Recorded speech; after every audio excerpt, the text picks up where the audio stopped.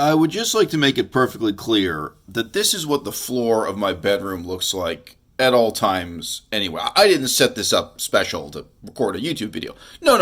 If you walk into my bedroom at any given time, there will be like 8 to 12 different consoles playing contrasting versions of Space Invaders. Now, the reason you clicked on this video is probably this marvel of modern engineering.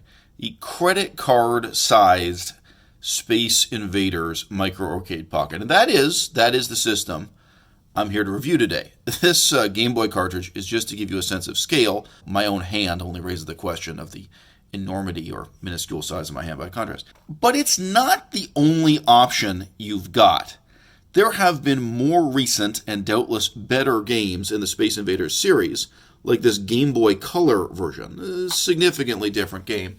Space Invaders Extreme 2 for the DS, 2DS, 3DS, whatever. But in all likelihood, what you are interested in, if you're interested in this unit, is something closer to the arcade original version of the game. This version of the game, not too many people know about.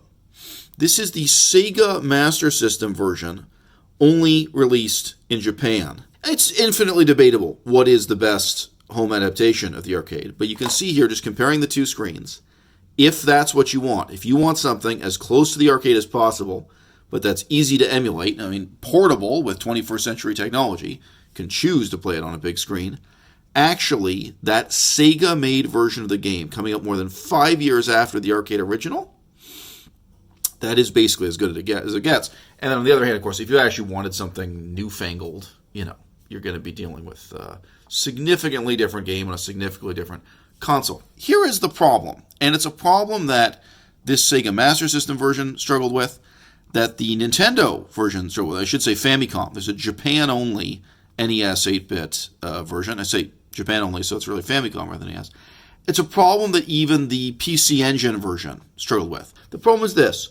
At the very beginning of level 1, when the game first starts, how much space is there between the floor and the Space Invaders?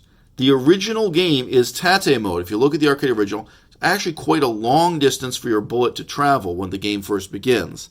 And all of these struggle with, especially if you lose several rows to the text and the high score. They struggle with the sheer verticality of the game. Here, right from the first moment, you are up close and personal with the Space Invaders. And I gotta tell you, that does not mean this is a bad version of the game. The controls are wonderful. This metal backing is fabulous. Basically, the tactility of the buttons, the D-pad, I love just about everything about it. However, for approximately the same amount of money,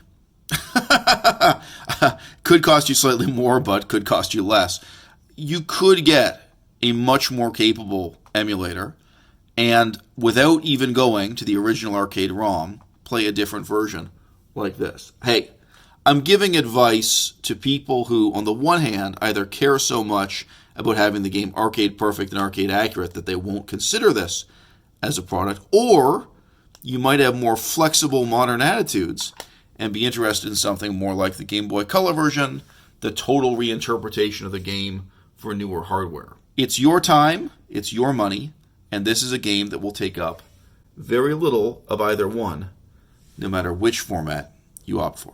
Da, da, da, da, da.